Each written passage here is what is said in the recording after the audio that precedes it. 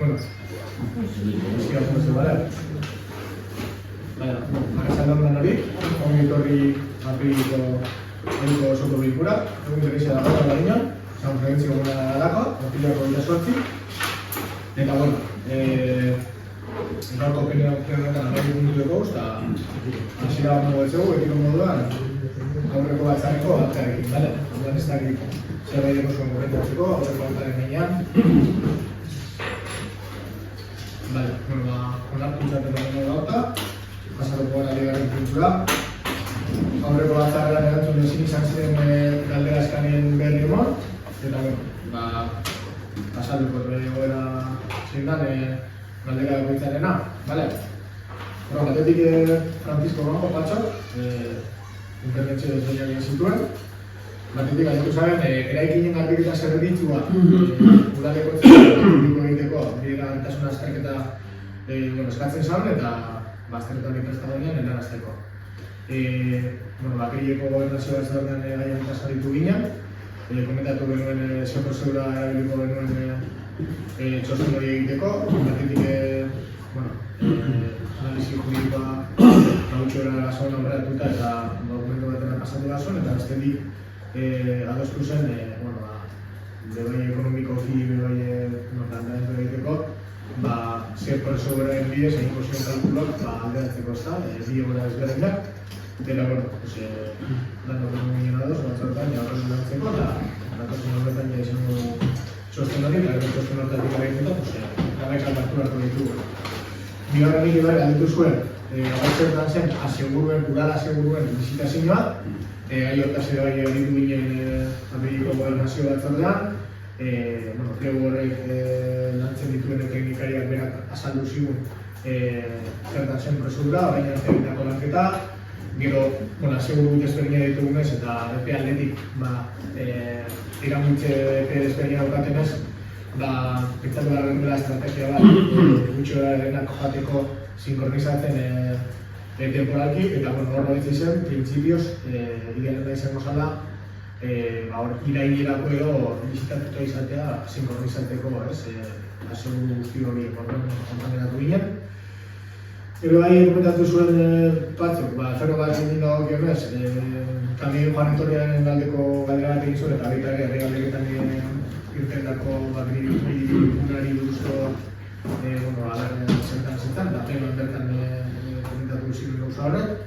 Gero eduneri baletu ziren salto printzipioa babesteko laguntzak zertan ziren, eta baita ere uneko arreta zentrara, edurnek ere plenoan erantzun zituen galdera horiek.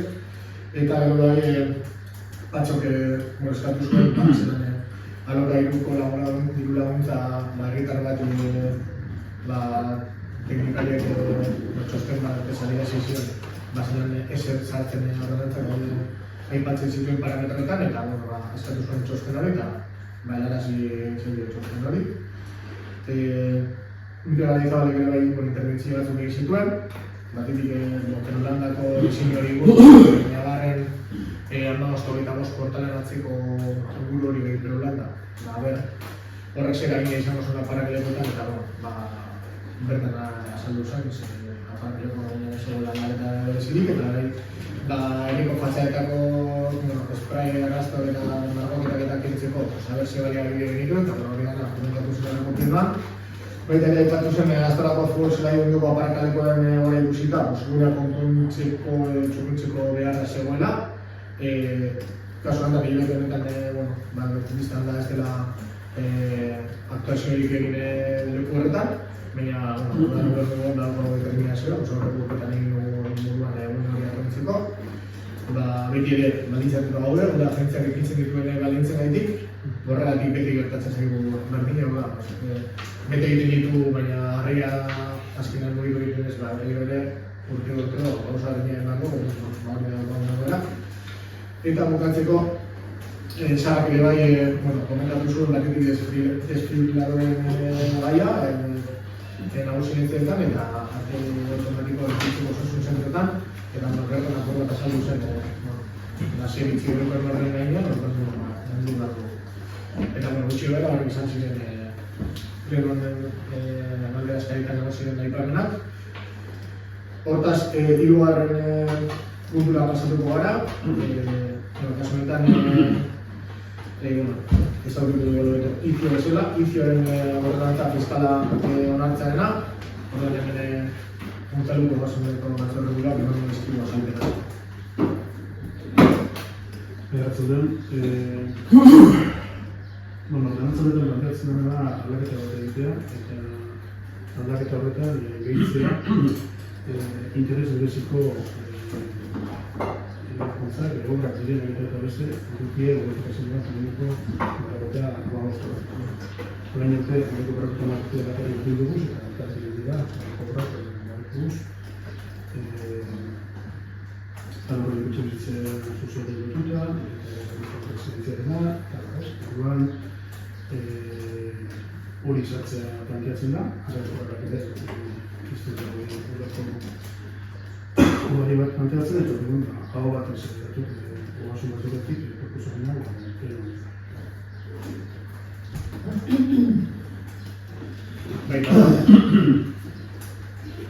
Vale, bueno, nosotros votaremos a favor del cambio de las reglas.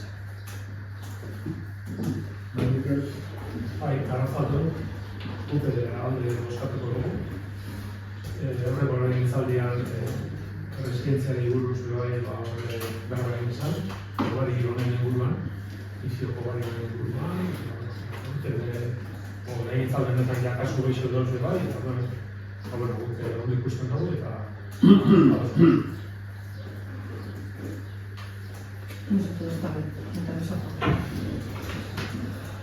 Vale, orduan bozkatzea pasatuko gara, aldeko bozkak. Pasatzen gara laugarren puntura. Vale. Pasatzen gara laugarren puntura, ordenantza fiskal baten aldaketa planteatzen da, horren nintzaluk non bizkigu azalpena. Bueno, ordenantza honetan, aldaketa baino dugu eta egokitzapen.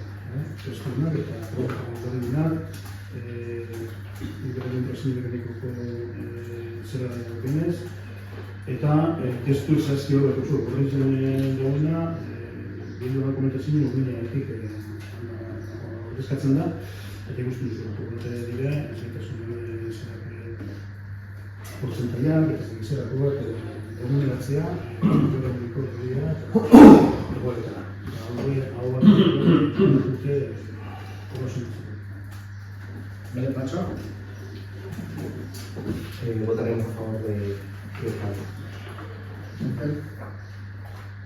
guk bere ados bozkatuko dugu.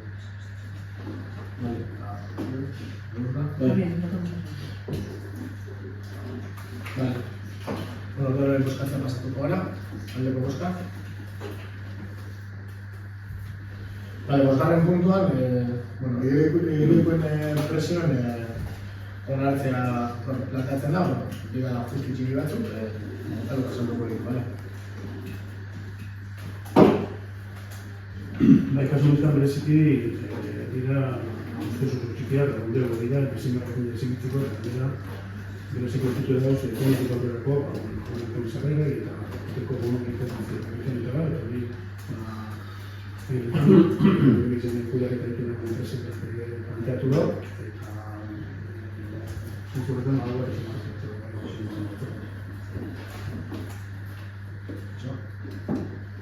Bueno, una vez más, recordar lo que es una prestación de servicios, que anteriormente estábamos en una gestión integral y este tipo de modificaciones de precios tendríamos que haber consultado, en este caso, con la empresa que llevaría a nivel de gestión integral.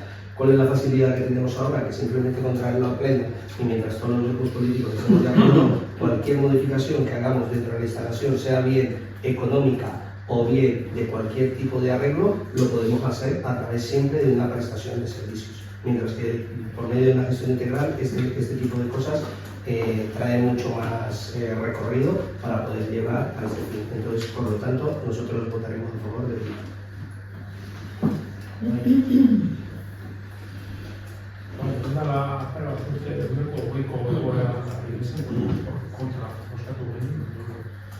lehen igoera nabarmen eta hori egin da apuste txiki hori honen alde gauz. Nahi duena? Nosotros estamos a favor. Vale, bueno, pues Oskariko orduan, aldeko Oskar.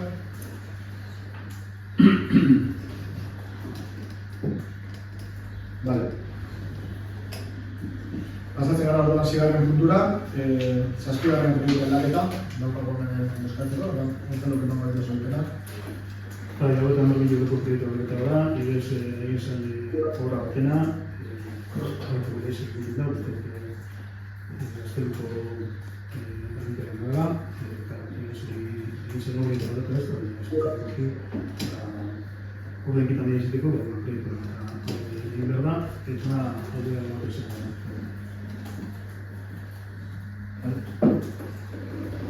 Votaremos a favor de ello.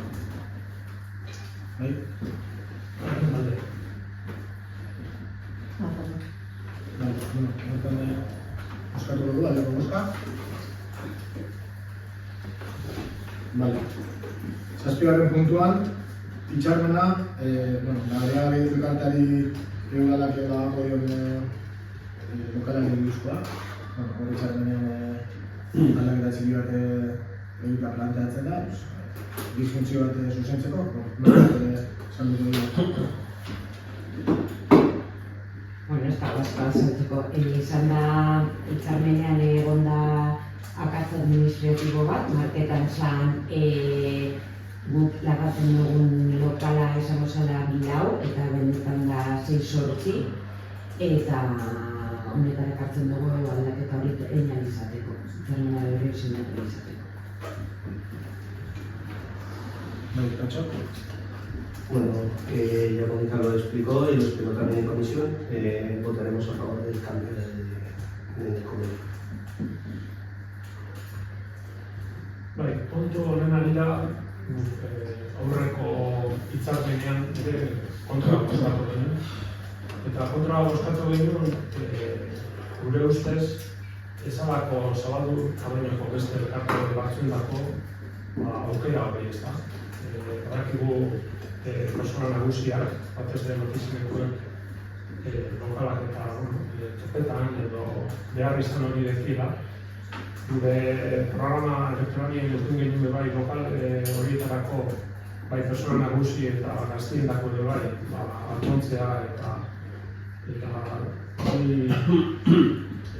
bai persona nagusi eta bai persona gaztiendako lokal horrek erabiltzea eta bere ginen ezezkoa bozkatu ginen. Gure ustez prozesu parte hartzaile bat ez delako zabaldu berri zen herriko elkartien artean. Eta zuzenien, bere diagari izteiak alako lokal hauek hogetak uste dutela. Bere gunien, esaten zan horre etxiek eiteko aukerian osola, gerora jakin izan dugu ezin dizela etxiek egin. Onartu genuen udalbatza honetan aurreko hitzarmena duda hori egon zen, arrezkeroz, badakigu, ezin dizela etxiek egin, baina bat guztiak ez gauzadoz, prozesu parte hartzei hori ezalako zabaldu herriko beste elkartiekin izakelako galdetu, guk ez tekugu nintzete informazio hori. Beste gauza batzutarako gobernutik prozesu parte hartzeiak eta zabaldu egiten die, eta egin honez ikusten dugu. Baina, hain kasu garrantzitsu baterako, kasu horretako, konkretuki, Matizeneko udal lokalak, lokal barri zenak, eta leku honen dauzenak, zuzenien,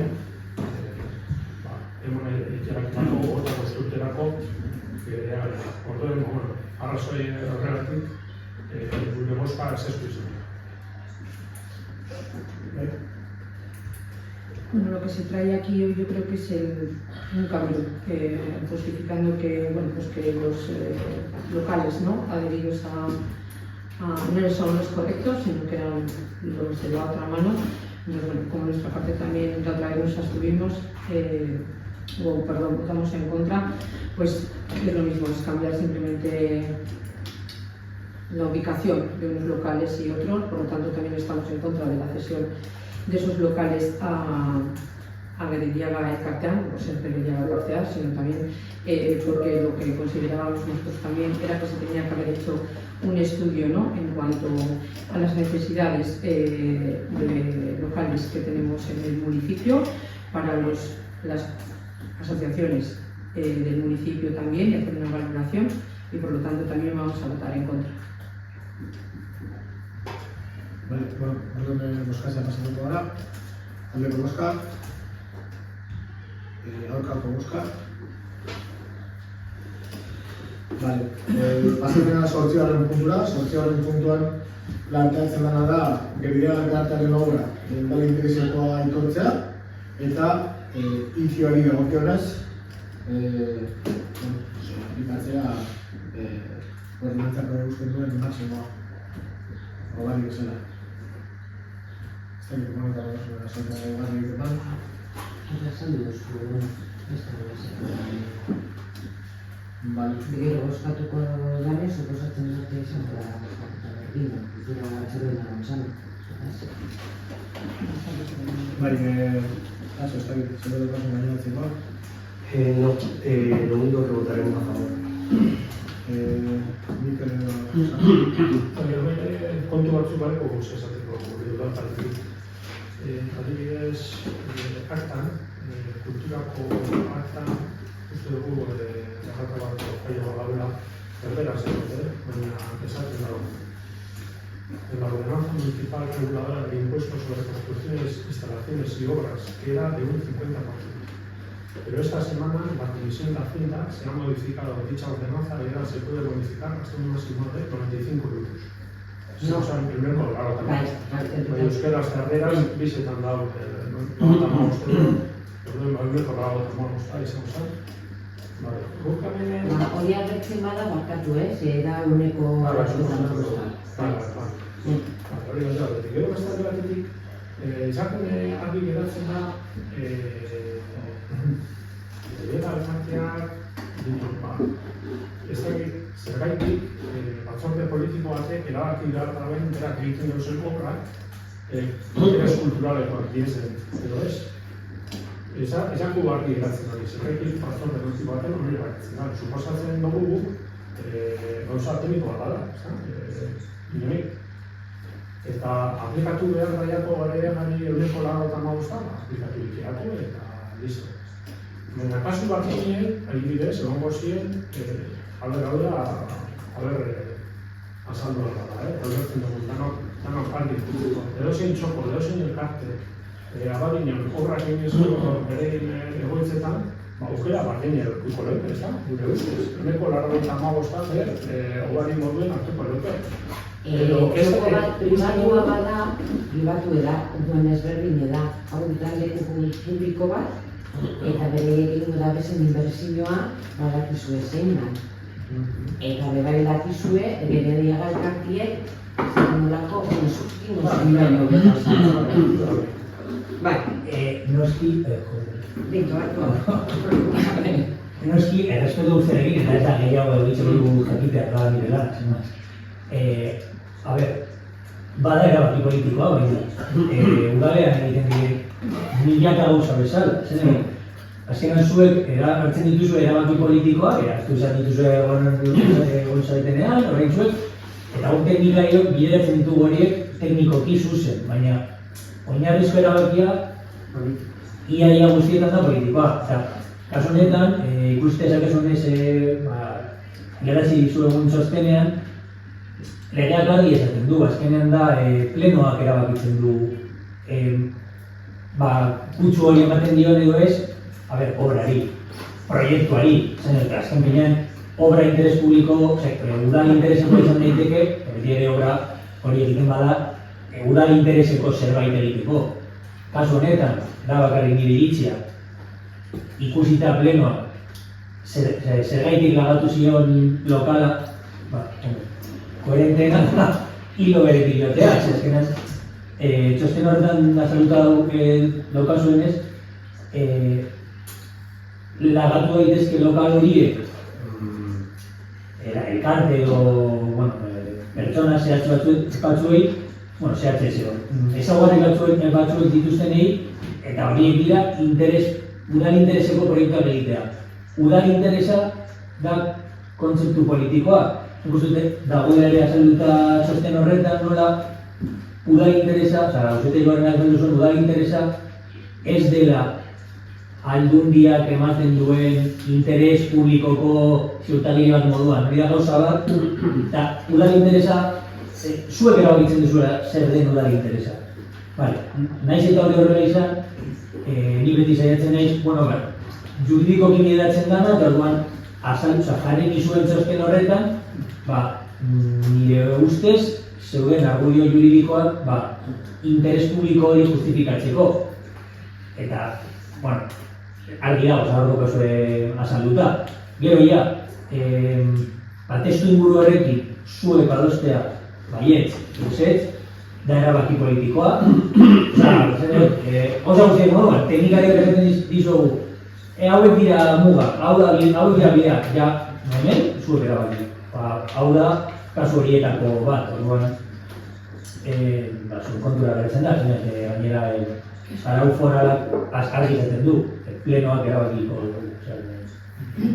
Hori, proiektuari zentzu hori ematea, dago zuen ez du, kopurua hori da, arau foralak esaten ditu kopuru batzuk, eta zuek erabakitzen duzue jartzea edo ezo finantzak, eta erabaki duzue jartzea, horrek kultura.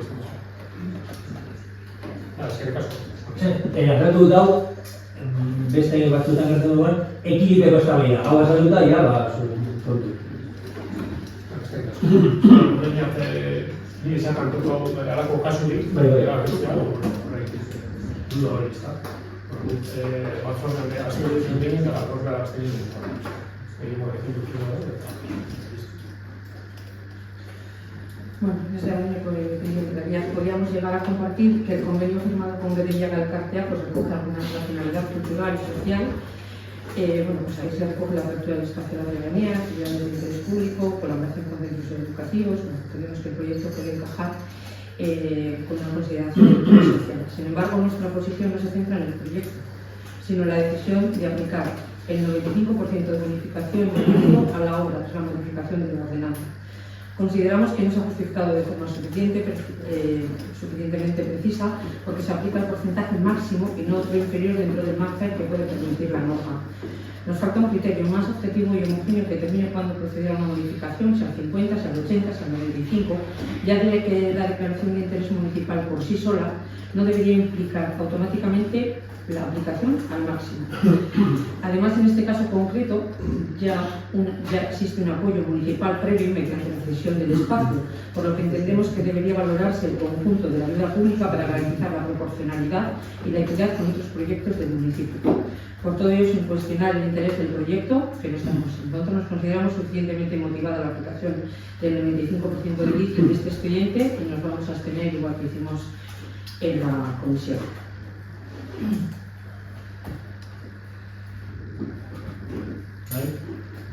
Ez, kasu honetan gehituko niko beste argudio bat.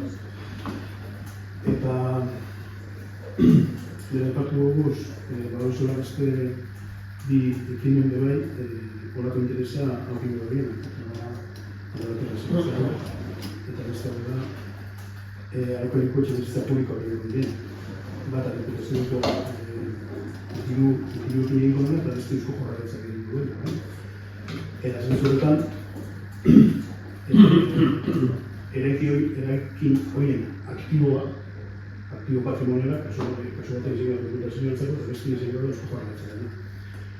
Gerediagari oso alaiki izaten dugu, emoni jotzara, erregala jotzara, ez da izan. Gerediagari duzuna da, 25 urterako alokairu bat, itxi. Alokairu hori ez dugu korretzen ezer, Gerediagabera arduratzen dalako lokal hori egokitzen. Eta eusko daiko proiektu bat, gara 1.000 eurotik gorakoa. Behin Gerediaga goi horra egiten duen, lokal horrek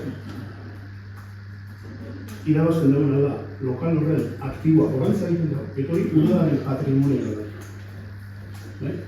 Orduan, zentzu horretan, ez deko logikarik, badeko logiko zuek, honeko 95-ko ugarian aplikatzea, gerritan pagatzen dugu zen. Hau da, obra bat egiten da, udal patrimonio datorriko den artikula, eta gero horren zergak ere pagatzen da. Udala bera da ondu da egin. Ulertzen? Bueno, irizpide, hoxe da, gehiena da, Datorren planteatu dituen zalantzak. Normalne izango zen, ez bere garaian, honako gauzak izaten ziren, honako tratu egiten dien, izaten ditu nadien, izan da, zerka pongo diren, udalaren kontura, eta junta. Zerka pongo diren, eta tope egiten, logika horretatik.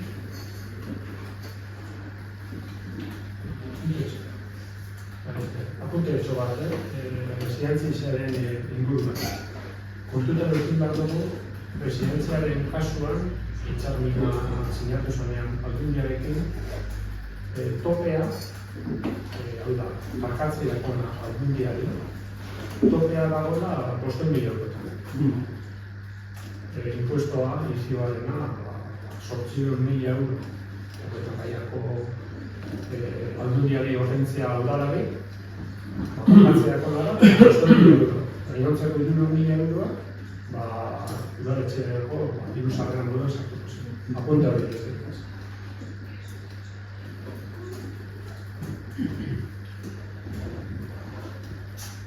Vale, bueno, horren bozkatzea pasatuko gara.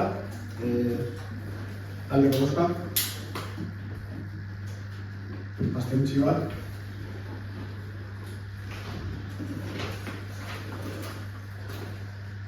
Vale, pasatuko gara behatzigarren puntura. Bueno, gara izan egin urteko diguna planteatzen da. Bueno, hau berez, ja, behinko plenoan izan egin informazioan agertzen zen, zirkular berdinean, 2025 intentzio nigora eta 2026ko igora ere bai. Bueno, hor, de momentu apuntatzen bazelan erabaki genuen, 2025an, 2025 dagokien igora egitea eta 2026 aztertzea 2025ko igora. Kasu honetan, jarraitu beharreko prozedura jarraitu da, internazio batzetan aldeko gehiago osago batez onartuta dator, eta nortu zeratzen duguna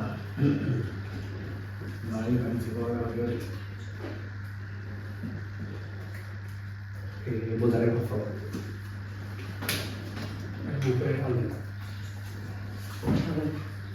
Vale, bueno, orduan moskatzea pasatuko gara, ondoko moska. Pasatuko gara, amargarren estruktura. Amargarren amargartzea. Datorren dulan, nahiara konan dizkila kontura. Gaurko osoko bilkura honetara dakargu bertan Euskararen plan estrategikoa, aroa 2026-30. Plan hau 2024an hasi ginen lantzen, Artes enpresarekin eta hainbat herritar eta eragilerekin batera. Aurkezten den txostenean orain arte egindako prozesua azaltzen da alde batetik eta bestetik Abadiñan Euskararen erabilera areagotzeko aurrera begirako erronkak eta landu beharreko ildoak eta ekintzak jaso dira txosten horretan. Batzordean aurkeztu zan lehendabizi zirriborroa eta ekarpena jaso ondoren txosten definitiboa. Eta hau batez onartu zen azken batzordean eta osoko bilkura honetan aurkezten dena da.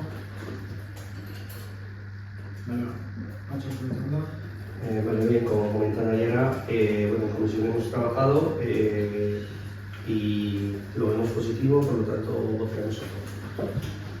Vale, Guk ere aldeko eskatuko dugu. Osasu bakoitzailea zabaldu zen. Gaztema, azkenean talde batzuk eta persona batzuk hartzen dabila parte, gero izaten diren normalien laukoz saioko prozesuak, orduan batzutan utxune batzuk egoten dien. Gaztima zentzu horretan, ez da? Azkenean hau da urtean azken kontestuak eta gu aldeko. Nosotros también votamos a favor, nos parece una herramienta adecuada para reforzar el uso social del euskera en el municipio. Vale, moskatzea pasatuko gara, aldeko moska. Vale.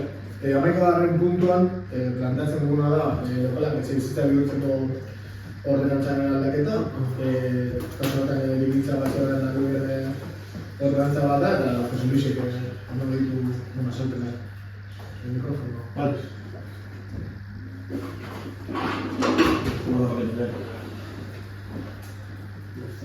No funciona. Bueno, como sabéis, cualquier ordenanza es susceptible de poderse cambiar si así lo consideramos y atendiendo sobre todo a las alegaciones que la ciudadanía nos puede hacer llegar, ¿no? En este caso, a la técnica, a la arquitecta nuestra y a nosotros, en algunos casos, nos llegaron sugerencias al respecto de la ordenanza, que era en algunos aspectos muy inflexible.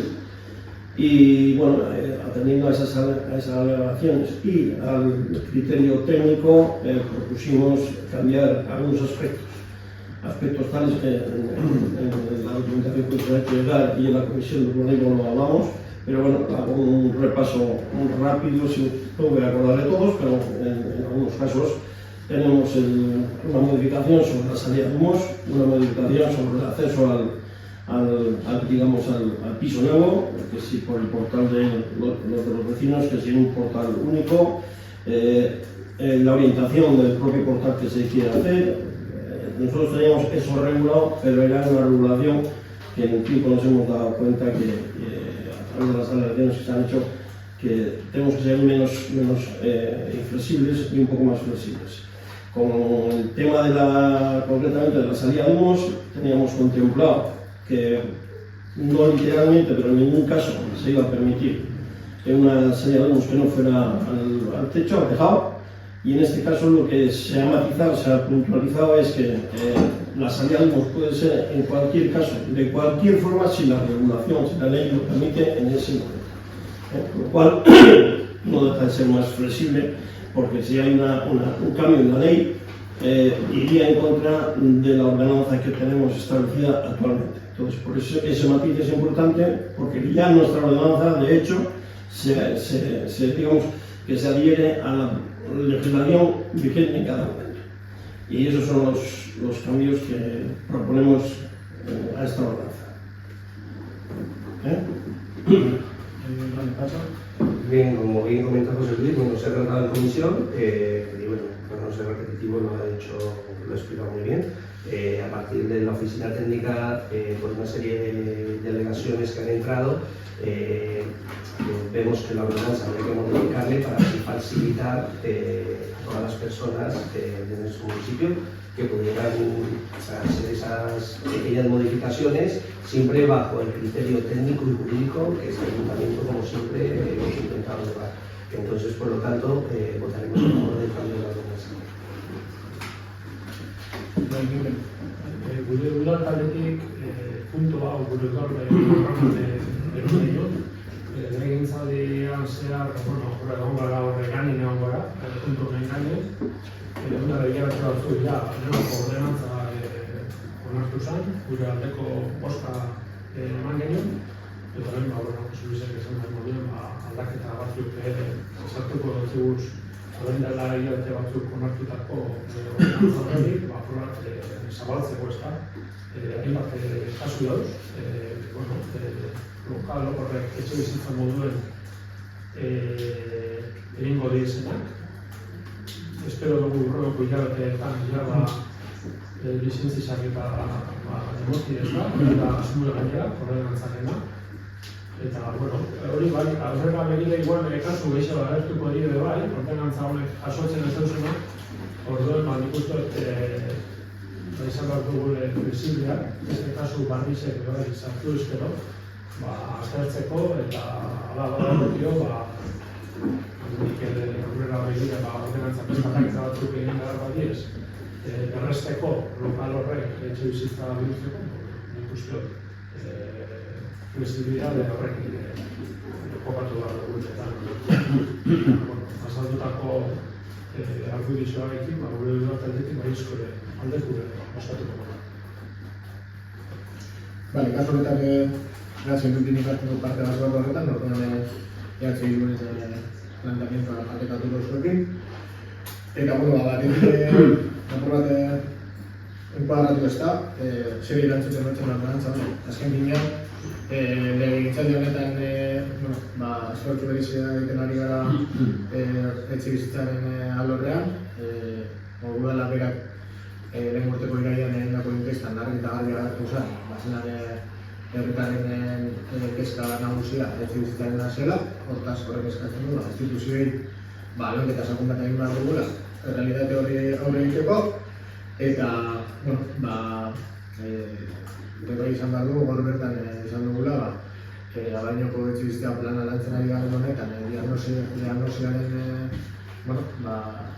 emaitzen txostena, eta balioan jarri nahi dugu, zaren 250 pertsonek hartuten parte, nahiko lengora erantzuteko eskatzen zuen gadetegi bat, ezta? Horrek erakusten du benetan, gure gizartean gai horrekin dagoen behar izana, eta kasu honetan, beste neurri batzuen artean, dagoeneko eraikitaren lonja, eta momentuan beste jarduera bat izan zuten lonja, berrean ditzea, ikusten dugu dela neurri egoki bat, erantzun bat emateko behar izan horiei, eta beste alde bai, jasangarritasun irizpideetatik bai, ikusten dugu bete-betean datorrela udalaren helburuekin, ezta? Hori horrela izan da, aipatu duzuen moduan, nire ordenantza bat, eta azkenean denbora berak, realitateak erakutsi digu ez, egoera batzutan, igual oso zurruna zen ordenantza hau, ematen ziren egoera zeinetan esen posible lokal horiek modu horretan birgaitzea, eta logika guztiarekin, analizi tekniko eta juridiko bat egin da, malgutasun bat ematen zaio egoera horri, eta uste dugu egoera honetan baino ez daiko una ronka hiroeto ordenantza hori egula, eta sustentu. Baina hori aldaketa hori. Euskatzea pasatuko gara. Aldeko Euskal. Pasatuko gara orduan, nabigarren puntua, aldaketza dekretu puntua, ez da git norbait edogan momentatzeko. Sí, tenemos número de decretos, el 2026-279 y 2026-280, en el cual simplemente está firmado en este caso por la teniente alcalde, habla de su ITARTE 3 y su ITARTE 5 y habla que aquí dentro del decreto hay un anexo del informe técnico. Entonces, como no tengo ese anexo, sí me gustaría que cuanto antes me lo facilitaras y a poder ser antes de que llegue el siguiente pleno. Es simplemente eso. El 279 y el 280, sí. ¿Los dos? Sí. Que habla Informe. Sí, el informe eso. Habla de ordenar a la propiedad subitarte 3 que la presente inspección técnica del edificio correspondiente a subitarte 3 en un plazo máximo de un mes.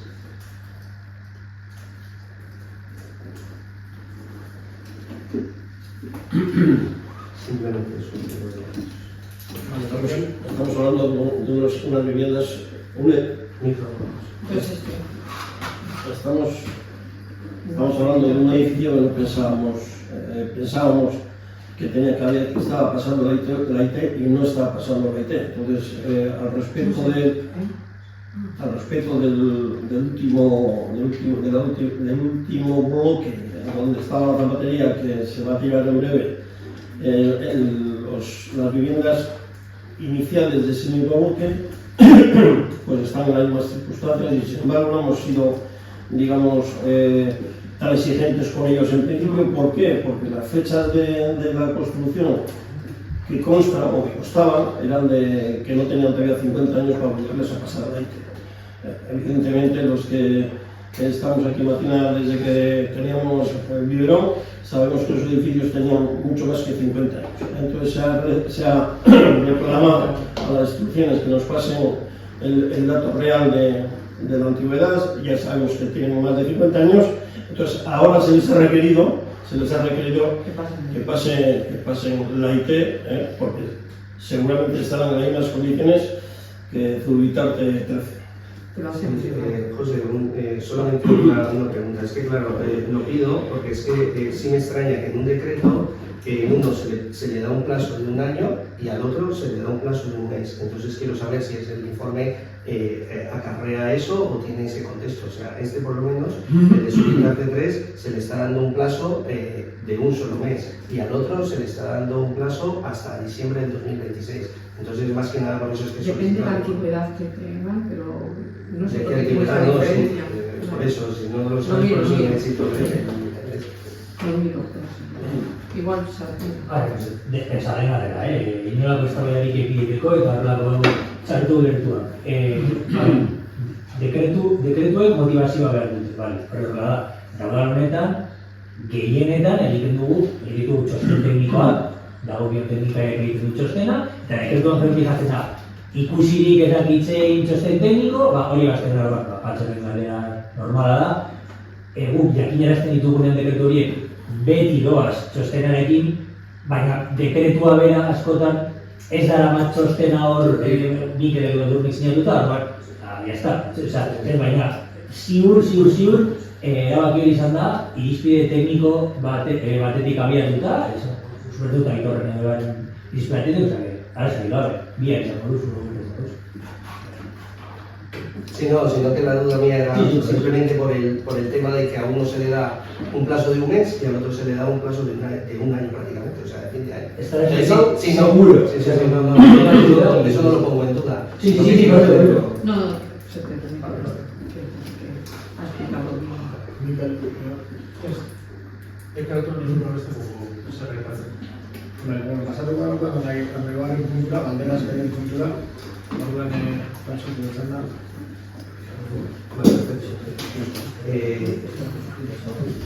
Bueno, lo primero, justo en una comisión estuvimos debatiendo sobre lo que acaba de nombrar, ruegos y preguntas. Entonces vemos que la palabra ruego viene más bien del franquismo y en alguna comisión lo hemos estado comentando, entonces a ver si habría la posibilidad y traigo la propuesta aquí para cambiarlo a varios, como se hacen muchos, entonces si estamos todos de acuerdo, pues... Eso, creo que en una comisión, no sé si ha dicho que no suena, pero bueno, si se puede hablar. No, lo ha dicho. Se ha comentado en varias comisiones, que se sacó la... Sí, pero euskera no sé si era erreguak, no sé si era ruego, sí. La olla eskaria.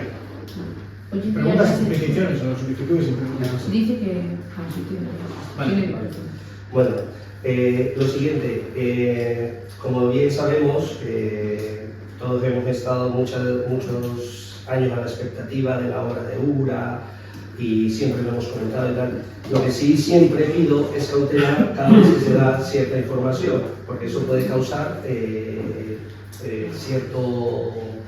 cierta confusión dentro de la ciudadanía. Porque justo el otro día habéis hecho un vídeo de presentación referente a la obra de URA y justo en ese vídeo, en este caso el URNE, dice que da inicio a la obra de URA que va a desinundar Matiena y Astola. No va a desinundar Matiena y Astola totalmente. Luego Miquel Garizabal en su campaña electoral, en su campaña electoral lo dice correctamente.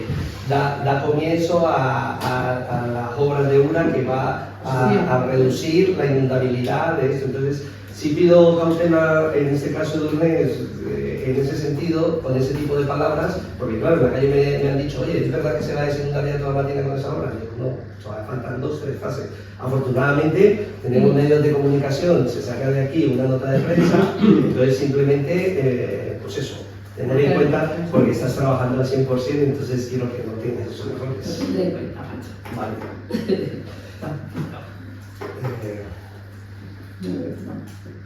Luego, como bien comentas, Miquel, sí hemos estado hablando sobre el tema de limpieza de edificios, pero es que este es el tercer pleno que llevo solicitando el mismo informe. Y vamos a llegar al verano, sabemos lo que es el verano, estamos a punto de renovar, que ya dijimos que en principio no íbamos a renovar, eso lo tenemos claro, la empresa, entonces claro, si no tenemos el informe a tiempo, luego, ¿cómo vamos a trabajar? trabajar, o sea, con la nueva licitación. Sabemos que sí tenemos los recursos que tenemos actualmente en nuestro ayuntamiento, pero sí te pediría un poquito de aceleración con este tema, porque llevo durante 3 meses solicitando lo mismo y todavía seguimos diciendo que en el siguiente pleno, Entonces sí te pediría que por favor, a poder ser en el siguiente pleno, esto ya solucionar este tema, para tomar una decisión a nivel político, que en este caso tenemos que tomar a nivel político, y a ver por qué camino vamos a tirar. Vale. Como bien dices, eso es así. Bueno, por la comisión abordamos el tema pues de una manera más ya detallada. Eso lo que implica es que ya se está trabajando ya, digamos, está cerca ya de elaborarse ese cálculo y ese informe, y también está claro que tenemos un límite temporal como horizonte, que es el hecho de que bueno, pues como decimos también en la comisión, lo que tenemos claro es que no queremos prorrogar este contrato de limpieza. Entonces bien sea para sacar una nueva licitación o bien sea para otro tipo de decisiones, como pues, sea hacer público o no sé, o soluciones intermedias, está claro que necesitamos tener ese proceso a más tardar, pues eso, como ha dicho, el mes que viene. Así que yo esta vez, porque apremia ya, porque tengo unos plazos límite más cerca, yo creo que sí va a ser así, espero que sea así y trabajar para que sea así. Vale. Otro tema es tema piscinas. Claro, también habéis sacado una nota de prensa en la cual efectivamente hemos aprobado una serie de mejoras dentro de la instalación deportiva. Ahora hemos sacado el pliego de las máquinas del gimnasio. Aquí mismo lo dije, que me parecía muy bien por optimizar los recursos, tal. También lo que dije ahora en el contexto al principio del pleno, lo del tema de la prestación de servicios. ¿Por qué hago hincapié en esto? Porque justo en una publicación que hiciste referente a los bancos de la Plaza Traña, una persona ha escrito allí, y claro, que ha hecho un comentario referente a que ha habido vandalismo dentro de la instalación deportiva. Nosotros no tenemos constancia, yo por lo menos no tengo constancia en ninguna comisión de que haya sucedido ningún tipo de vandalismo. Sin embargo, al ver ese comentario, porque cuando una persona te comenta dentro de esto, dice, en el mismo comentario dice la persona que la UTE se tiene que hacer cargo.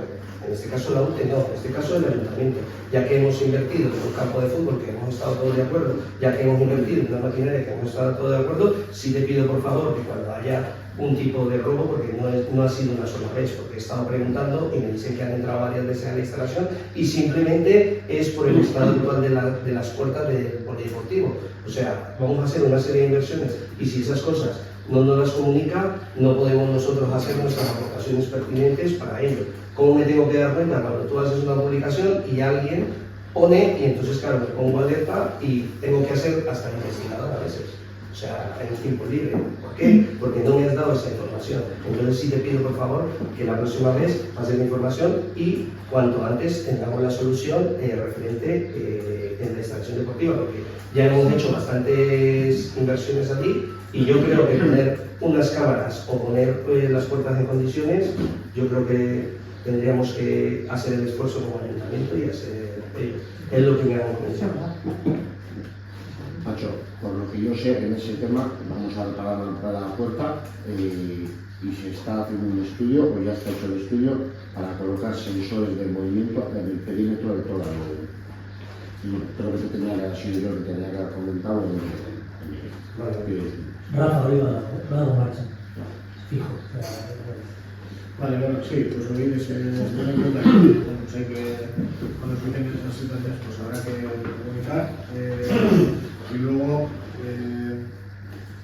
por otra parte, comentar eso, que sí que es verdad que en la entrada de las piscinas, la puerta, claro, la UTE ha estado planteando, digamos, realizar arreglos de puerta con una cantidad mayor de la que pone el pliego que tienen que afrontar ellos. Entonces, digamos que sería una obra un poco ya más potente, entonces tendría que hacer el ayuntamiento, ¿vale? Y eso se está viendo cuál es la mejor opción porque, bueno, no sé si en un momento igual explicar igual mejor hablar con la comisión porque todavía no está decidido nada, pero sí que se tiene que pensar a ver qué tipo de sistema poner, pues que puede ser con persiana, puede ser puerta corredera, hay que barajar las distintas posibilidades que hay, porque luego en el plan de autoprotección habría que modificar respecto según qué decisión se toma. Entonces es una cosa que tenemos que trabajar pues, primero del ayuntamiento para ver qué es esto, pero no obstante, sí que he solicitado que la mayor brevedad posible pongan la entrada, la misma puerta que está, pero al menos pues, la entrada, la manilla y bueno, esto que la forma viene a el corto plazo. Pues ahí, digo un poco lo que ha dicho Rafa también, pues está en el sistema de seguridad que mejoran, pues cuando tengamos un poco más trabajo, pues tenemos que explicar un poco a ver qué opciones tenéis y llevar a cabo. Vale, el otro día también en Comisión de Gobernación hablamos de un trabajador que había solicitado en la RTP que se le revisara su categoría. Bien comentasteis que faltaba la valoración de puestos de trabajo. Yo creo que aquí en este ayuntamiento, en la legislatura pasada, se ha hecho valoraciones individuales y en este caso se podría hacer lo mismo, porque se ha hecho, la primera que se hizo, si mal no recuerdo, fue la de técnico de mantenimiento, luego la segunda se hizo la de técnico de recursos humanos y la tercera fue la de medio ambiente, se hizo a nivel individual. Sí deberíamos de empezar otra vez a trabajar, porque ya desde el área de igualdad, con Nayara hemos empezado a trabajar el tema del plan interno de igualdad dentro del ayuntamiento. Y eso está dentro de uno de los requisitos dentro del ayuntamiento. Entonces, sí pediría que cuanto antes esto también se empezara a trabajar en la mayor brevedad posible, porque si queremos realmente empezar a dar pasitos, porque como bien lo decimos, esto es un trabajo largo, entonces sí tenemos que empezar a dar pasos en ello, entonces sí pediría que volviéramos a retomar este caso. Creo que en aquella época fue la empresa Torrent Consulting que hizo la valoración de esos 3 puestos de trabajo. Entonces sí te pido que se dé una respuesta referente también a lo que ya empezamos a trabajar dentro de la ley de igualdad. Entonces, simplemente eso. Vale, bueno, en este tema, como tú bien has dicho, la legislatura anterior se comenzó a realizar una valoración de puestos de trabajo y bueno, pues el objetivo de esta legislatura era, digamos, finalizar ese proceso. Sin embargo, bueno, pues cómo se llevó el proceso, pues la representación de las personas que trabajan en el ayuntamiento dijo que no les parecía que había sido un proceso adecuado pues por el procedimiento. Entonces les dije, a ver, bueno, cuál era para ellos y para ellas un suelo adecuado para avanzar e intentar realizar este proceso pues, con acuerdos y consensos. Entonces, bueno, se quedó en hacer un proceso que era, digamos, primero, digamos, darle una nueva formulación al organigrama de la ayuntamiento, eso lo hemos realizado esta legislatura, y después de ello, pues, digamos que adecuar las fichas de cada puesto de trabajo, digamos, con consonancia con ese organigrama y a partir de ahí hacer un manual de valoración y hacer la propia valoración. Se ha intentado hacer ese proceso con recursos propios, pero llego a la conclusión de que, bueno, llego yo y los técnicos que digamos, tendrían que hacer esas funciones, a la conclusión de que, bueno, teniendo en cuenta todos los procesos de estabilización que ha habido en estos últimos periodos, todas las OPEs que tenemos abiertas, todas las promociones internas, pues bueno, no da de sí a nivel de recursos humanos. Entonces lo que ya decidí hace unos meses es que había que externalizar este proceso. En primer lugar se hizo una intención, teniendo en cuenta los precios, de intentar aprovechar el trabajo que se había realizado hasta ahora y digamos, pues para no tener que pagar más dinero adicional, pues arrancar de ahí. Sin embargo, todas las empresas que se han consultado comentan que no es su procedimiento de trabajo, que cuando entran a hacer una valoración lo hacen con su método. Entonces, digamos que de alguna manera algo igual se puede utilizar, pero casi habría que, bueno, pues darle una vuelta a todo el proceso, y entonces el objetivo sería sacar la licitación y y hacer situaciones. Así que eso, sí, eso es una cosa que tenemos pendiente y creo que es necesario hacerla porque al final la última evaluación que se hizo hace un montón de años, solamente el contexto social y la manera de valorar las cosas y las premisas, la mirada ha cambiado, entonces creo que es algo que necesita ser diferente. Vale, y ya por último me he dejado la guinda del pastel.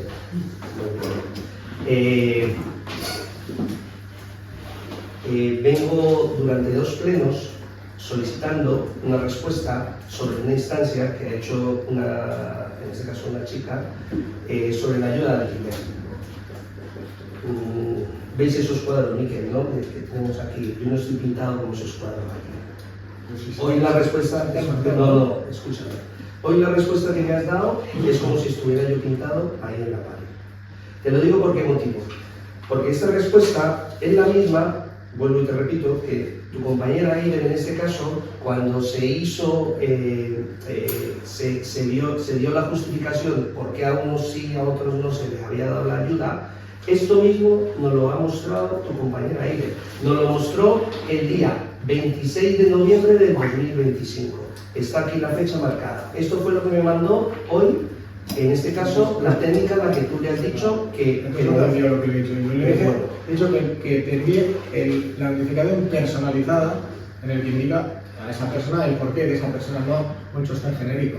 Entonces, pues no ha habido un error. Ya, pero es que tú en el pleno pasado has dicho que ya había habido una respuesta. Cuando yo hago esta pregunta en el mes de enero, tú dices que lo comenté yo aquí directamente. ¿Por qué lo traje? Porque te sentaste con esa persona a hablar, nombré que también había hablado el secretario, en este caso con la persona, y te dije, simplemente solicito la respuesta a la que la persona ha hecho, de hecho, la instancia, porque le he solicitado la instancia el día 15/01 del 2026, o sea, una fecha después de lo que me ha mandado la técnica en este caso. Entonces, en todo caso, le pregunto a la persona otra vez, porque hoy justo le llamé, cuando me enviaste eso, ¿te han mandado una respuesta por escrito? No. Entonces, no creo que sí. Hombre, si yo hago una instancia electrónica, entonces ¿para qué? Eso no es ningún formalismo, Miquel. Yo estoy pidiendo la respuesta formal por escrito, porque si yo hago una instancia en este ayuntamiento por escrito, la quiero por escrito. ¿La instancia? Sí.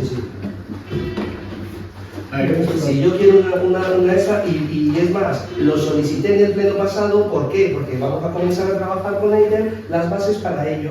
Entonces, como vamos a comenzar a solicitar las bases para ese tema, entonces por eso quiero la instancia por escrito.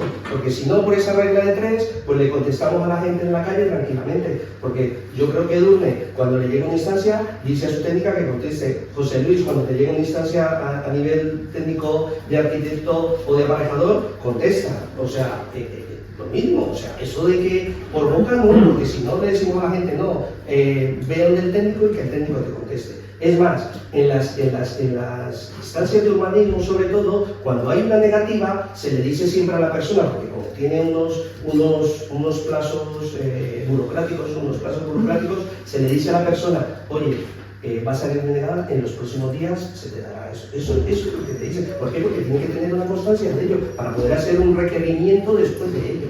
O sea, y lo dice el mismo Chostén donde se ha contestado. Entonces, por lo tanto... Por lo menos, sí, creo que es el mismo caso el que he estado trabajando.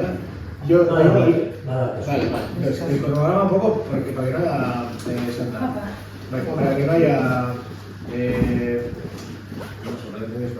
entonces, a esas personas hacen el plazo de la solicitud, se les responde. Vale. Se les responde, pues que más a la nota, pues no cumplen el requisito de trabajo. Vale. Entonces, ¿qué sucede?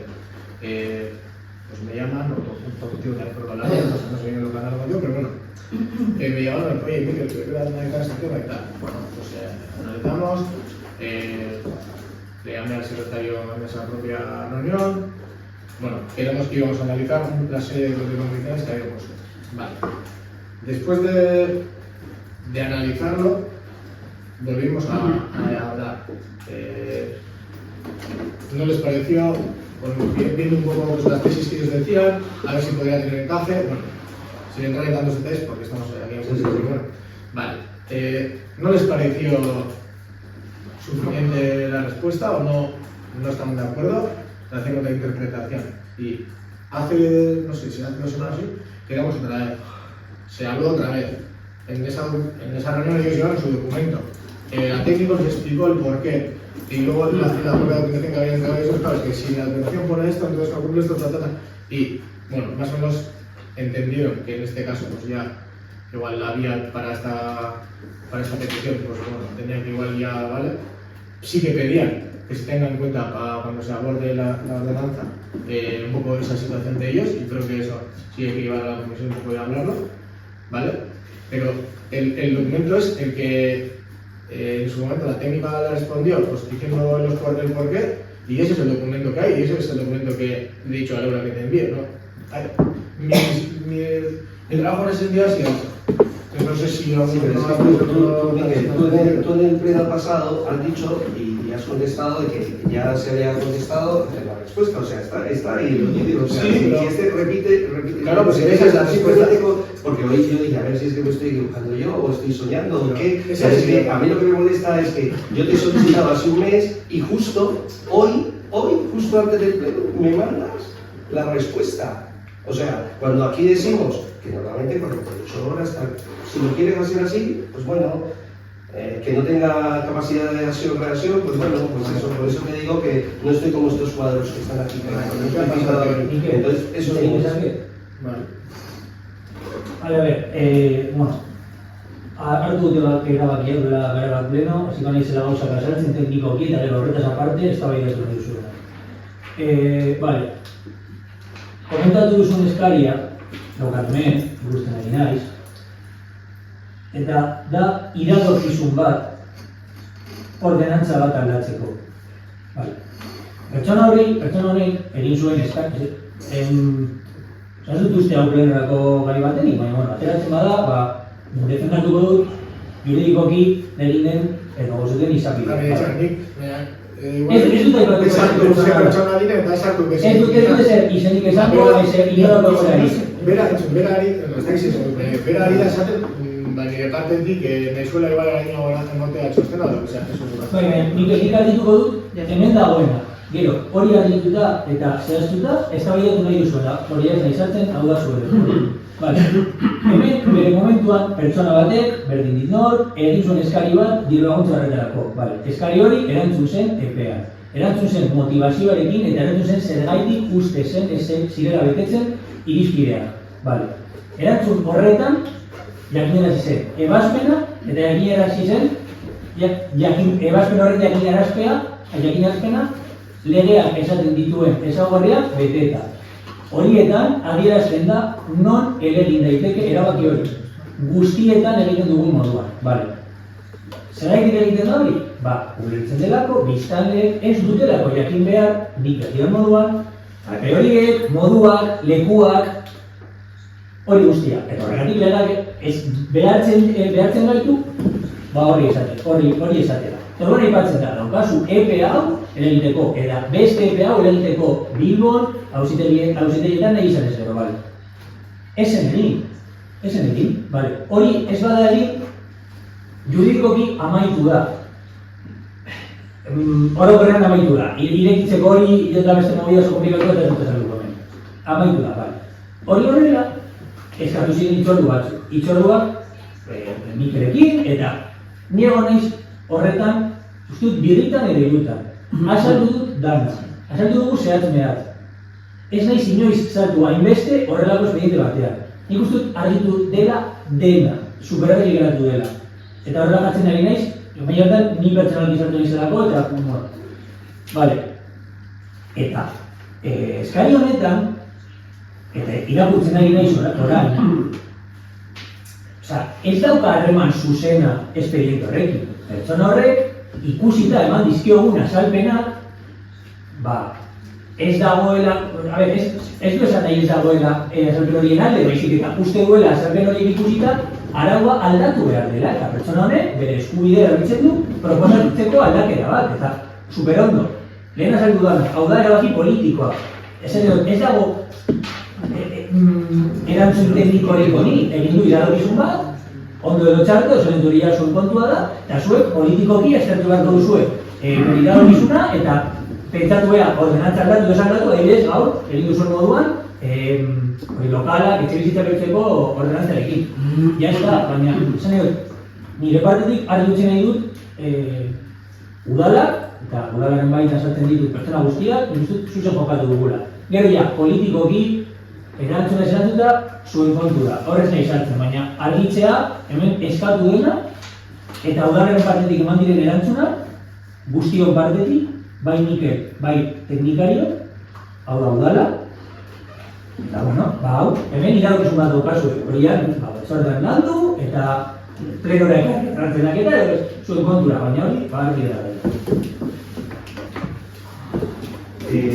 Por eso mismo, ese tipo de sugerencia que hace una persona y cuando vosotros os sentáis, me da igual quién sea, técnico, secretario, cualquier persona de este ayuntamiento, se siente con una persona a hablar y le den la esperanza de darle una respuesta, esa respuesta, una vez hecho un aporte a nivel, en este caso, a nivel telemático, tiene el derecho de ser contestada telemáticamente.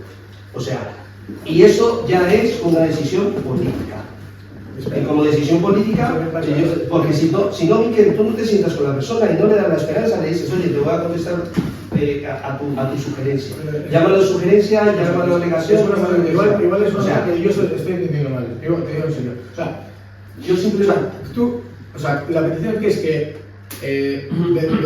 le tendríamos que responder a ellos otra, o sea, aparte de la notificación esa, otro documento. Yo aquí lo he solicitado y como concejal de este ayuntamiento tengo el total derecho de recibir por escrito a nivel técnico-jurídico para poder comenzar a trabajar y hacer lo que acaba de decir en este caso el secretario o lo que acabamos de hacer con la ordenanza de viviendas, modificarla y adecuarla a las necesidades de nuestro municipio, como hemos hecho muchas veces. Entonces, como no tengo eso, no tengo cómo trabajar. Entonces, si no tengo cómo trabajar, entonces, ¿cómo voy a obtener? Porque este es un caso peculiar o uno de los miles de casos que pueden entrar con la ordenanza, porque si queremos mejorar tendremos que analizar los casos. No hemos quedado en eso.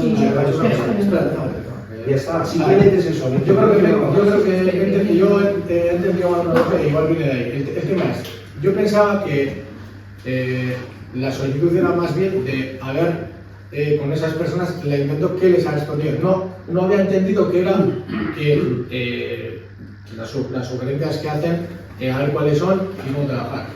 Entonces, como he entendido mal, pues estoy de acuerdo con que evidentemente las sugerencias que hacen hay que llevarlas en documento y luego llevar a la comisión que hay que llevar. Entonces, yo me he liado ahí y bueno, pues igual yo también me he podido explicar mal, o sea, Miquel, simplemente eso, lo dije claramente.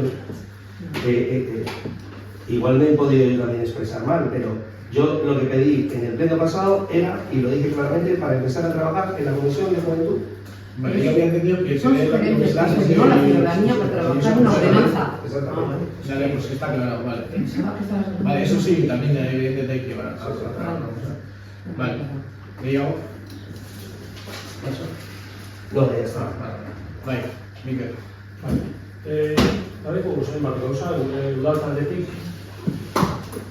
gazte emakumearen ari da. Aurreko plenoan, herritar bat etorri izan, eta gazte topagunea egin aurretik, desadostasuna adierazia den, adierazia euskun hemen danoi, batez leku desegokia zelako, erdigunean egiten zelako, hainbat gune oso zaratatzuak egongo ikesirelako, susmo horrekin, eta orain, gazte topagunea pasauta gero, guk eskatzen duguna da konsumarketa bat. Hainbat, arazo egon bizela uste dugu. Leku desegokia izan dela hori biztan dau. Eta esango dut, zerretik gure iritzia bentzat eman dut guztau dut. Adibidez, frontoia eta trinketearen inguruan, guri, esan dozkue, batzuk undiezela adibidez trinketera jolazten, eta gazte topagunekuak atera egin da bizitza. Zergatik? Gure pultzera ez da beharko dut, ezta? Eta gazte topaguneko aldeen kideak ez dizelako izen. Kontutan dut behar dugu, gazte topaguneko antolatzailea Ernai izen dela, eta Ernai sortuko gaztien antolakuntza dara, ezta? Eta hori trinketien, eta meko frontoien be, bardin. Zergaitako frontoien be, dana egundako hartute. Osea, ez dudeko zu eskumoturrakue, la kanpora, ez da? Eroso inarrita izen dana, kanpora. Honen ari egon gara begire, frontoietako ordenantza bat egon badagoela, legegintzaldi honetan, ordenantza hori aldatzeko eta hori hainbat kirol batzordetan egin dela berba, eta azkenekoz, berba egin dela frontoietako ordenantza aldatzeko daukatamien, 2008ko abenduan izan da. Eta barrazkeroz, ez da egin berba ordenantza aldatzeko eta orduan, esati gure gana da, ez dut pagunekoak, herri, zeretako hau dana hartu iterokinak, ez da? Egiketea, frontoia, plazak, plazak, egiteko plazak, horrein udaletxe hartzeko landa bebai, udalan da, arazo batzuk egon bezala, ez da? Beste arazo batzuk ikusten dugun dira,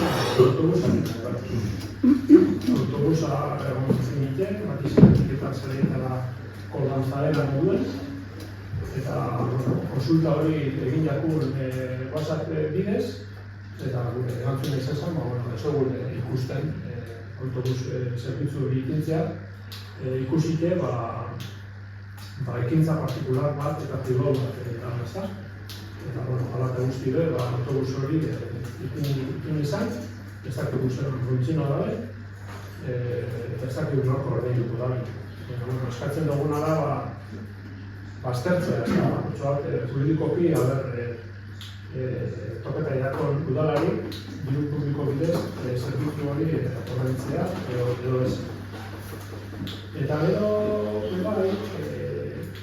espazio publikoaren erabiaren ondorioz, hor zerga bat ordaindu behar dan edo ez, galdera egin dutzen zuzenean idazkariari, eta esazten berak hori aztertuko dala, eta emoten dago diru bat jasoko dugu ez, ordainduko dala antolatzen udalari. Beste arazoa bai ikusi dugu, gure zegokiarena, gure udaletxe horrien dagoen iturrixe, beratzen da Amabosteko iturrixe, horre karpa hundi bat ipun izan, gure bazaldu zenion Mikel, bazelan kamioi batek jogotzen, iturrixe, eta horre konposita batzuk egin behar izan jakoz iturri hori, eta kamioi hori itxura danez, karpa agentzera edo lanien egin izan kamioi bat izan zen. Ondorioa da, azkenean gazteko paguneko ekimenaren ondorioz, sufridu dela iturri horrek, eta konpoketa batzuk egin behiko bidez, suposatzen dugu seguruak horretuko da bera. Baina, guzti horren ari da, gure eskaria da, norketa bat egiteko egilek da nartien. Halako ekimenak, berribe harako proposamena jasotzen dugunien aztertzeko, ez da, ze ondori ipina darien.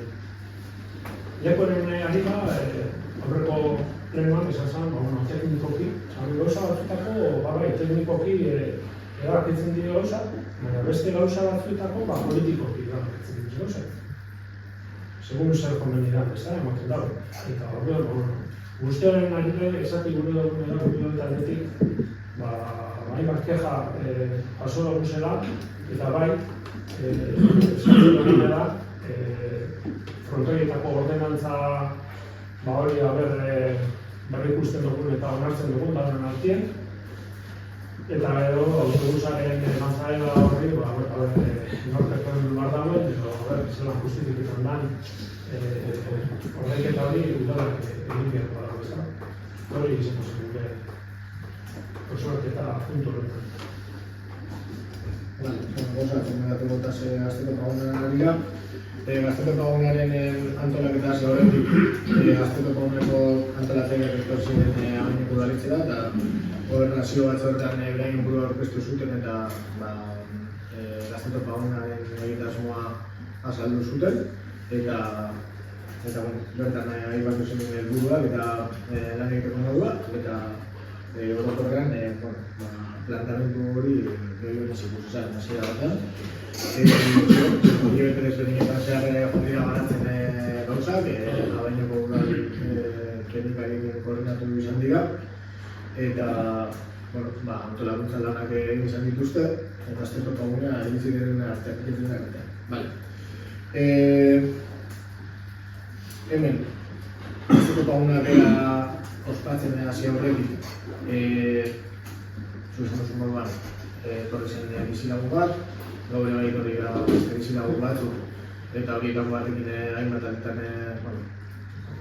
jende desberdinak hitzen genuen eta argi adierazi ziguten beraien simiaguna, haserrea, kezka Paguna horretan kokatzeagatik argiena batez ere eta hori izan da gauza bat hasieratik zuetan oso moduan enplazamendu fisikoa topatzen hasi zenetik, handik lehenkotan esplikatu zen egitasmoa hori begien ez ikusten eta gero hori teknikoki erretatera pasatu da zen. Lehen azterketa sakon bat egin zen, beraien partetik eta bai beraien partetik ikusteko zein enplazamentu betetzen zituen irizpide hori guztiak eta irizpide hori guztiak betetzen zituen enplazamendu bakarra izan zen Finteteko aparkalekuarena eta gero Eusko Jaurlaritzak autobus planaren bidez balidatu zuen. Baina, aldi beran, badakigu horrek ez duela kentzen gertutasunagatik jente bat afektatua izango dela eta hori beira aspektu bat kontutan hartu behar dena eta bai batetik eduki aldetik, zarata berak egiten duenetik eta baita ere, nahiz eta egon diren informaziorako gune desberdinak, batetik antolatzaile beraiek gotzaietik baina portaletan eta deialdiak bilera irekitara kanpateko horrek ez du behar batzen, igual denak alteratu, igual portal batzutan ez dago eta ez dute ikusi eta gero bai bereziki zentratu izan zen zarataren gaia solokoa bat eta hiru guztor portala direla pentsatuz horri igual izango zela eragin nagusina eta bereekin espresuki portaletara joan zinen portaleko guztiak hitz egiten eta guzti hori. Baina bai egia gero, realitateak erakutsi duela, badetzeko bloke hauetan fokalizatu da gehien bat zaharrena eta hori bai gauza de kontutan hartu behar dena batetik aurreko informazio hori kasu honetan azkenean ez delako eman bat zen bezala, nahiko genuken bezala eta bestetik, aldetik enfokea edo, bete-betean hartu dugula. Hori kontutan hartzen dugu eta balorazioan sartzen dugun faktore bada. Eta kasu horretan, zuei galdetan bizizaten nahi, gure partetik segitzera beri, baina partia hori helarazi, zenan konstienta garela eta baseatu behar garela, aurrako moleste horrek egitzen, hori horrela da. Eta gero behin beste relazionatu dago, ez da, zin buruz. Jamunean bai, etorri ziren Gazteko Pagunakoan, jarretu ziren etorri, konektatu ziren online, oinean bai gobernazio batzordan, eta egin zuten beraien balantzea, eta gero gozen aukera aportazioak egiteko. Kasu honetan zarak hildo horretan egin zituen aportazioak, baina gero bai, egon zen tartean beste erabateko balorazioak egiteko, eta beste parte positibo bat gure esan dituela, esan dugu genuke. Lau mila pertsona etorri dira Gazteko Pagunean,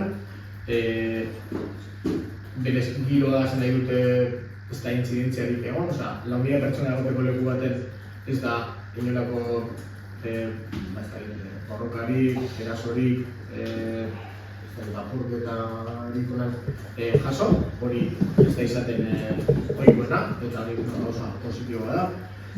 Kaleetan giro sana da, giro ona da, gaineko zelaikako establezimenduak orokorrean oso positio egon dira, esan duten inpaktu ekonomikoagatik ere bai, hainbat osotan ere bai, ilusionatuta egon dira, ikusotelako giroa gure herrian, gazteak eta ezen gazteak ere bai, eta egon da eskaintza zabal bat, eta hori ere bai, ikustu dut, baloratzeko daila. Eta Iturriaren azuzen duzu moduan, propagona bukatuta, etorri zen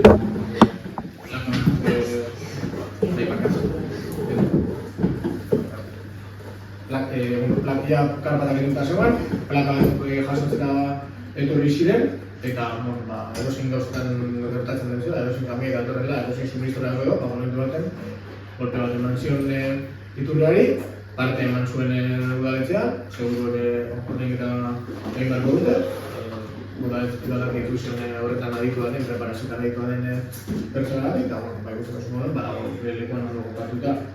Autobusaren eragaki ere bai, nahiz eta alkatetxa dekretu hartu aldean, edo horren aldean, ikusi nuen baloratuta igual ez,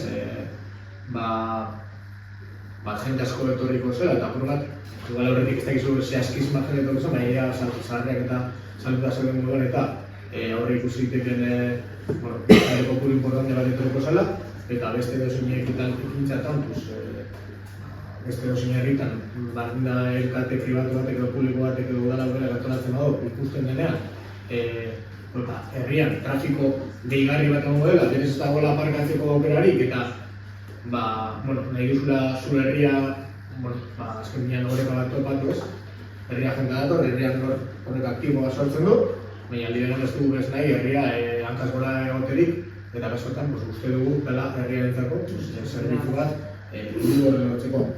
Horren, apur bat egiten dituen valorazioak, hori guztia dira, gauza mejoratzeko gauzak mejoratu beharko ditugu, kontutan hartu beharko dugu esan ditugun kejan. Bebai nahiko duke gogorak galtzea, egun gotik. Egunero egin ditugu jarraipen bilerak eta etxeak izan ditugu. Udaltzaingoak hiru dira bakarrik erregistratu izan dituzte sareten kezagatik, beste edozein egiten asko zikari jasotzen dira. Nahiz eta horrek ez duen kentzen, hori jasan duten ere batela eskubidea, hori ezigitzeko laguntza eta egizegoteko, eta baita ere, konuten hartu behar da, jente asko egon dela era bolotresan herria garbi mantentzen, udalek ez duela asko bertzen egarrik izan horregatik,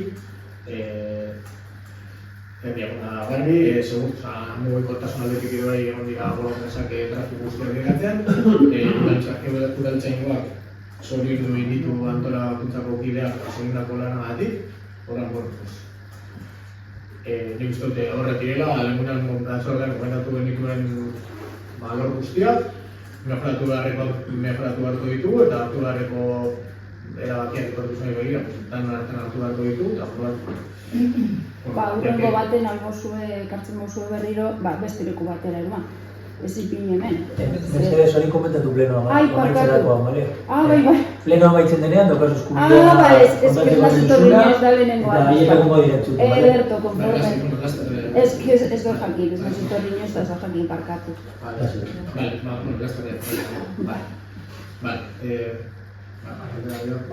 Autobusaren harina asuntua ez da autobusa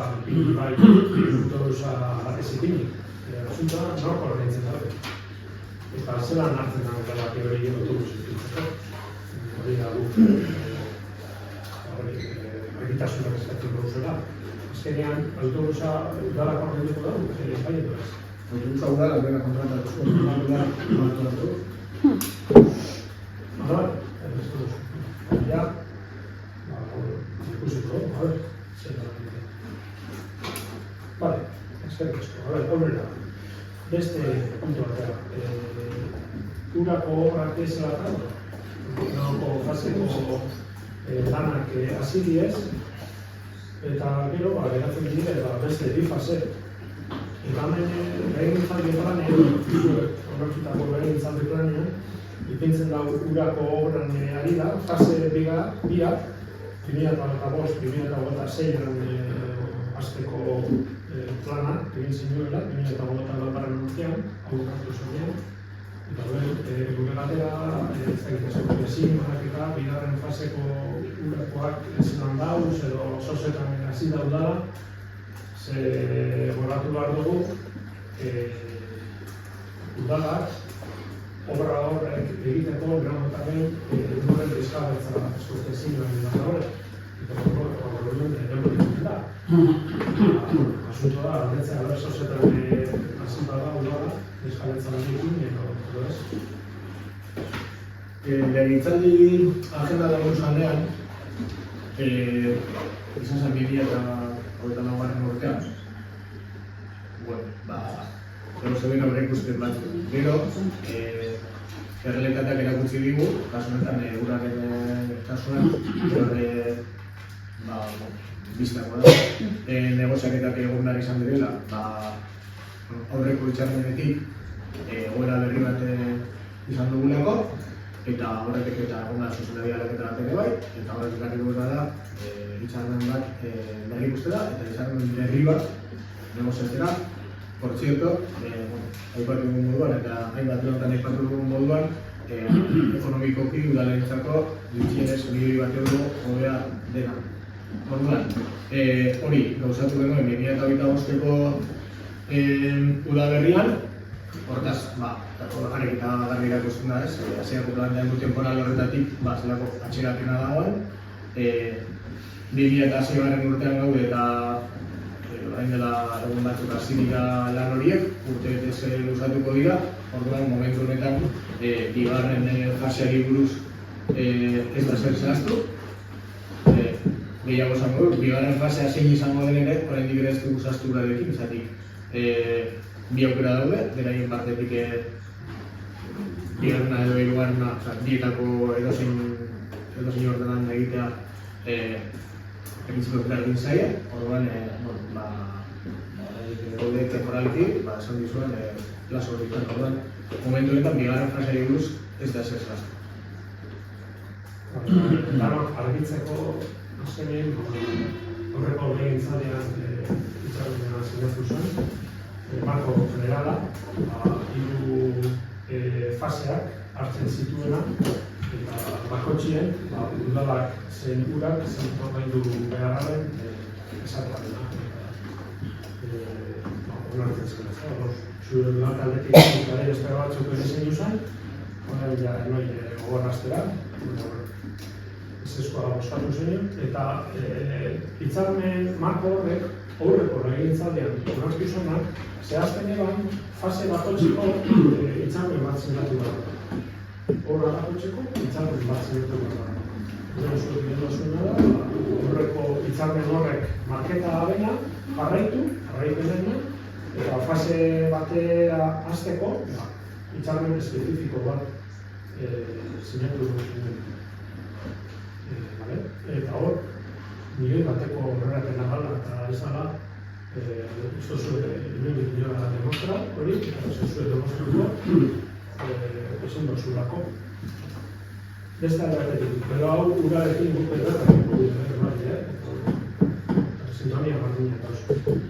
Eta orduan, legegintzaldi planaren inguruan esaten duzue, 2025-2026an fase 2 hasteko, eta orduan, galdetzen dut orain, galdetzen dugu, desgabetzen inguruan, domino esai hasi. Ez da gire, bada begira dauzen. Lehen bai lehen, azten bada, hobeto. Eta gure, batin dut fase 2 bada, Astorako inguru hori obra, edo bestela Trainapadurako obra. Osa, udalaren esku izten da, zein fase izen bigarrena. Edo Astorako, edo Trainapadurako. Ez dakit nola begiten gauzen, soluzien, esan da, nola aldetik. Lehen bai lehen, hasten badie, ezjabetzak, hobeto. Ze desjabetzak luzatu egiten dira. Gero egin bat propietario afektoko txie, gure kalegazio infinito dabez, lehen fasekoan luzatu dena izan da desjabetzena. Zerken desjabetzak udalak egin dauzenean, aldundiaren laguntzak, obrak izibidez. Eta ez, zure hain gundo negoziatu dozulako izarren hori eta ez. Obrak, azibidez, desjabetzak egin eta segidu. Orduen, guk eskatzen duguna da, desjabetzak lehen bailen hastea, izarren hau, aurreko legegintzaldi datu, oso garrantzitsua da herriarentzako inundabriaren arriskua gutxitzea, horrek, hainbat errore pauso egongo duzkulako gure ustetan herriari, ezta? Eta hori da eskatzen duguna. Lehen bailen, hastea lanean, udal taldetik, eta ikustea zenbat metro afektatuko da bezan obra, temporalak zenbat izango direzen, behin betikoak zentzuk izango diren, eta guzti hori. Eta lanean, hastea behingoz. Eta zuen legegintzaldi plana, betete ez da egingo, baina gutxienez, bintzat saiatu. Eta horretarako, berra egin behar zen. Eta urrunoko hirigintza batzordetan, berra egiteko bigarren fasearen arira. Hori da eskatzen. Bukatzeko, ez da sartuko enbestez, ez da egin gai horretaz. Baina, asaltu txiki bat emango bat. Zertik, zuk izaten duzu, lehenko legegintzaldean dena begiratuta geratu zela, eta hori realitateak erakutzigu ez dela horrela izan. Eta zertan ibili izan gara orain arte? Ibili izan gara, lehenko legegintzaldean, hitzarmenean, lotuta eta zehaztu badu geratu ziren hainbat kontu, lotzen. Adibidez, lehenengo fasean, ordainduko zuen urak, osotasunean, baina maksimo 1,6 milioi euro. Hori jartzen zuen hitzarmenak. Orduan, etxaunik itxegin bat Osotasunean ordainduko berta. Jartzen zituen, itxegin dugu hainbat aldiz honetaz eta jartzen du. Osotasunean, maksimo 1,6 milioi. Zer gertatzen da, baldintza hori betetzen ez denean, renegoziatu behar duzula, eta hortan, izan gara, beste. Kuantifikazioa nondi datorren milioi bat euro? Babitu. Lehen, itxarmenak esaten zuen kargo urbanistikoetan 3 milioi erreperkutu behar zaiela abaineko eremuz ezberdinei, kargo urbanistiko bezala, den aportazioa egiteko obra guzti hori. Eta lehen, itxarmena zioen 3 milioi horiek banatuko zela milioi bat erdi urarentzako eta milioi bat erdi udalarentzako, gero obretan ordaindu behar zuena, afrontatu izateko. Hitzarmen berriak izaten duena da, 3 milioi horiek bete-betean izango dira udalarentzako. Orduan, lehen udalak milioi bat erdi jasoko zuen, eta orain plantamenduaren arabera, hitzarmenen arabera, 3 milioi jasoko ditu. Hor dago, milioi terdiko diferentzia. Hori da esaten dugun hau. Eta, hau beste hain bat detaile, nik uste dute egokina dela markoa, izango diren gauzak, badineko delaren intensekoa dira eta hemen momentu honetan, horrela, formato honetan itxegitea ez dira eraginkorrak udalarentzako, urarekin berba egitea korona adibidez, orduan, nik hemen uste dut komertzazio hau, momentu honetan, jarretu itxegiten, deko zuzkubida, baina uraren gainean, nik uste nahiko azaltera bat zela. Garri egiten da, urduño urtebete egiten dugu, zuko horreko legegintzaldian esaten zenune, orain esaten dozune, koherentzia falta itzela da, eta demostrazioa milioi bateko horrezken egiten dara, eta gomendatzen dut, hitzarmena aztertzeko, horreto, urarekin partekatzeko, datu horiek, zuk esaten duzunak, zeure afeto egintziak, eta datuak pagamen maiganean ikitzeko. Ez duzu... Itxarmenak hartzen da barri. Bai, aztertu. Ez dut, aztertu da. A ber, errengo eskaria edo bertatu esan da moduen iradokizunak eta beste puntu batzutan, puntu honetan guk esatzen duguna da fase biko lanak egin behar edo harik eta harinen hasteko, udalak egin behar dauzuen etxeko lanak egiten hasteko. Hori da gure eskakizu. Eta etxeko lan horrek, eta, bueno, horrelako puntu uraren inguru eta eztabaida dena ikaragarria da. Gonbiti horretan, Mikel Bitxi horretan, eta gonbiti horretan. Mesedez, egintza batzordien pasau garbide, horrek hitzarmena, eta diktaminatu, bakoitzen zer esaten da, punto pilote irakurtzen badatik. Ezin dena da, hainbeste bide, demagogekin ibili, eta gero. Demagogia zer egiten dozu bitartean, guri dagokigu argitasun demagogia, ez demagogia. Eta saltzen dozuena, zer egiten dozuen lana saldu, ez bestiena. Horreko orain entzat izan, hano dakigu zer esaten zenuen, zer boskatu zenuen. Urako obren kontra boskatu zenuen. Esaten zenuen ura baitzen dabiela abaineko apua. Eta horregaitik, eskatzea dozkuela abaineko udalari 2 milioi eta 200.000 euroko erreskatua. Hori da, gorrongo alkatea, orduan oposizioan egozenak izatea den. Baita ere esatea den, guri ezakola bape axola traina makina eta bainoko inundabilidadea. Batez be, nik. Guri interesatea dute, atienan, etxe bizitzak egitea, industria duenak egitea, eta horregaitik, hasi dela, mai gainean dirua egitzen, 2 milioi eta 200.000 euroko. Eta hori izan, zuen justifikazioa, EH Bilduko taldearen justifikazioa, hitzarmen horrenik, eta udaleren artekoa, ez ezkoa busatu. Eta orain, gauz beste egoera baten, eta gure gaurko eskakizuna da garbia.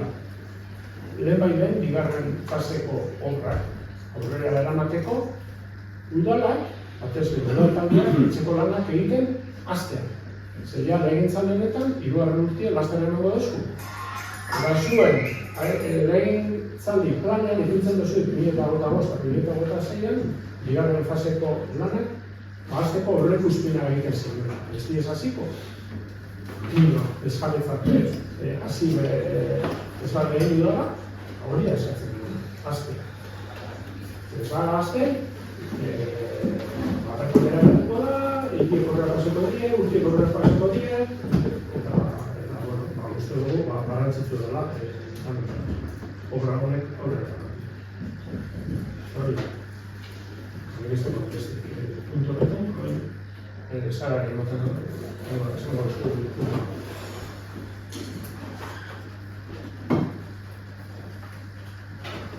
A ver, en relación a los contratos menores, para poder analizar bien, y esto es una petición al secretario, respecto a conflictos de intereses y incompatibilidades, nos hemos dado cuenta que Calderería Moto Sociedad Limitada en el 24 se le han adjudicado 54.455,54 y en el 25 47.014,96. Según el registro mercantil, Iñaki Ortega Pérez aparece como apoderado de esa sociedad, que es, como todos sabemos, el marido de. Simplemente quería solicitar si hay alguna incongruencia o conflicto de intereses en esta situación. Puedo contestar, bueno, por alusiones, Iñaki Pérez Ortega no es mi marido. Mi marido es... lo dejo ahí. Vale, gracias. Pues nada, o sea que... Salimos de la joda, Sí, creo que habría que estar mejor informada en este caso. Yo solamente, No. antes de darle paso a los... Sí, no quiero. No voy a entrar en... Sí, ya ha contestado, ya está.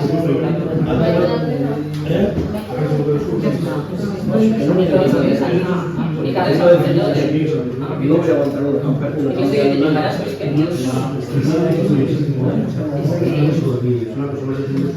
a gusto estará en la base. No hay ningún problema. Nik bai uste dut, alkate moduen, kasu honetan personalki ez nago zuzenan erlazionatuta pertsona horrekin, baina bai uste dut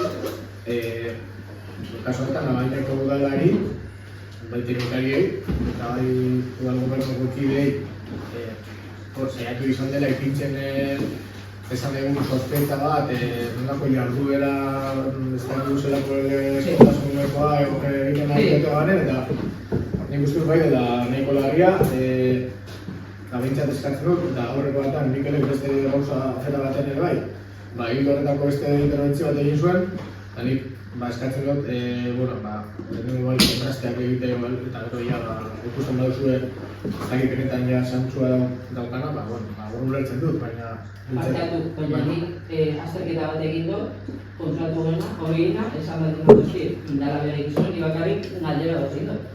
Uste hori erana dela, honek, zuen txartak hartzen baldin bat duzue, orduan ez teketa dira eskatu No, Gonzalo no se te ve. No viene eso de decir, también de todo decir, bueno, nik uste dago idazkera. Norrala izango zen, zu izango zuzen zenarra gala, esan ere, hau da zuen zenarra, horretan esatik da ridikulo izitik, zuretzako izango da ridikulo, niretzako beste gauza dut ditu ridikulo idean, baketxo bere eskudia dako adierazteko nire da. Nik uste dut, errespetu zentien barro gula da. Eta hauste egiten nioen gara zorik arrezagotzeko badala, eta nire gainera. O sea, creo que encima he sido súper generosa con esta falta de respeto, porque también mi marido es anónimo y no tenía por qué dar ni la explicación de exactamente aquí. O sea, se pregunta si quieres por escrito, se pregunta aparte, y entonces puedo dar las explicaciones. Pero es que se ha traído algo aquí al pleno como algo constatado. Y yo creo, hombre, has cuestionado además los importes que han facturado el ayuntamiento como tal, la parte técnica, porque eso lo ha hecho la parte técnica, la parte política creo que no tenemos nada que decir. Y luego has cuestionado que eso estaba referido a una persona, ¿no? Lo has traído tajante. No. Yo he analizado esto, me han dicho que me han dado un dato, el dato es equivocado. Y yo simplemente he preguntado, yo he preguntado si hay una... te voy a decir otra cosa. Que has hecho un análisis. Jurídicamente puede ser un apoderado, ser tu marido y no tener ningún límite, Ojo, esto es una pregunta jurídica, nada más. Ahora sí, nos ofendemos por una respuesta jurídica. Hombre, pues es que creo que como dice un salmo, ni es el sitio y además sin datos. Bueno, me puedes perdonar, pero no es nada personal. Y Gonzalo tiene su opinión y yo tengo la mía, sé nada que es igual de respetable, digo yo, ¿no? La mía. Vale, urreko batera, asko gara dira primero. Vale, ba, eskerrik asko denari.